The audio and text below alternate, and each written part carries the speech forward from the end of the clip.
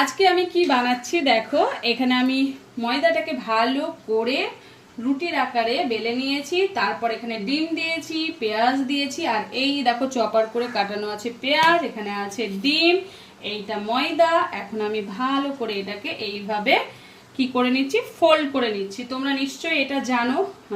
তো আর এখানে দেখো হচ্ছে মোটামুটি দুটো দেখো হয়ে গেছে। তো আজকে হ্যাঁ দেবো তো।